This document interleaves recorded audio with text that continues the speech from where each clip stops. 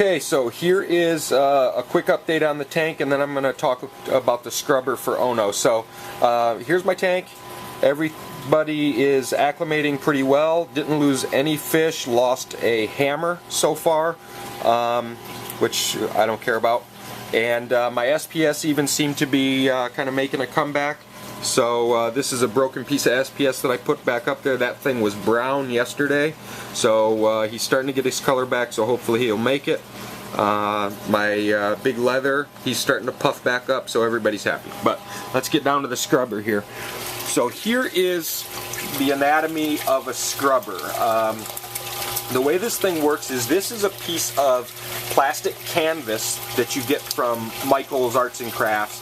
I think it's for embroidery or something. I don't exactly know what it's for. But what you do is you take a Sawzall blade and you scuff it up really good. It's really smooth when you buy it. You scuff it up with the Sawzall blade, and in this pipe here, this is coming from the overflow. In this pipe here, you cut a slit so you can actually slide this up in it.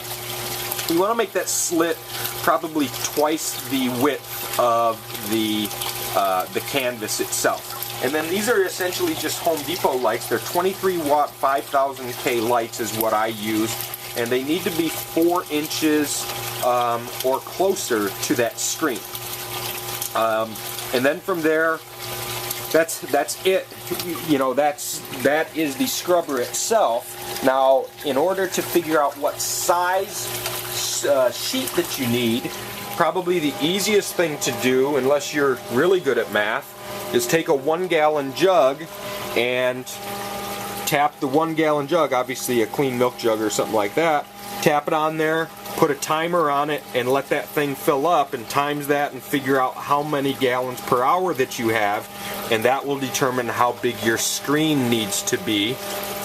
And then at that point, you know, that's it. You just run it, and every 7 days you clean it off.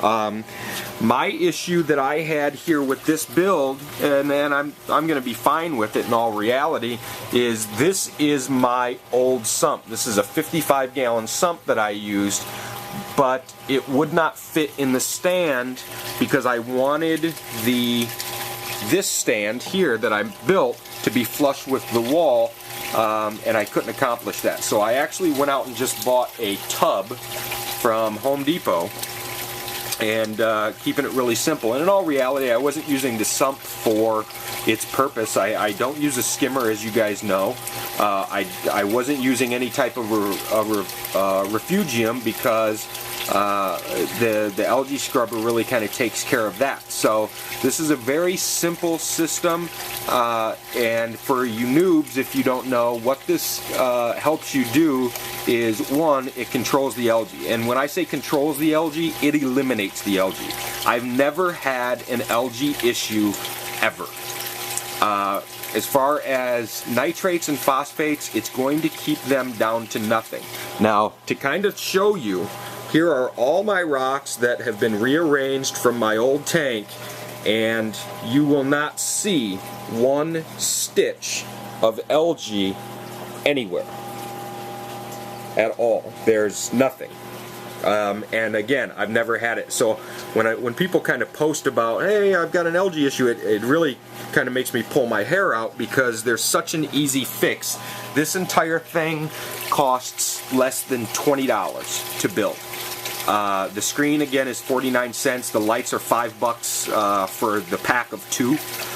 And then you need the little reflectors to just hold them and plug them in. That's it.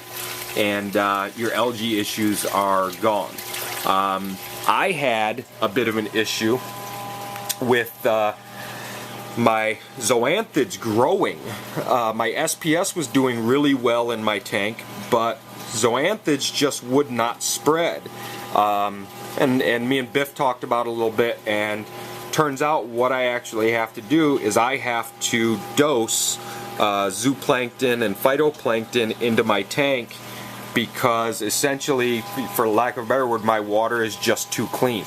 And you know, it seems like Zoa's like a little bit dirtier water. So I started doing that just before the move for probably about a week, and I noticed some growth. So everything's happy.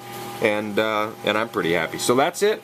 I'll shoot this over to you guys, and if you have any questions, just you know, shoot me a PM or put it in the thread.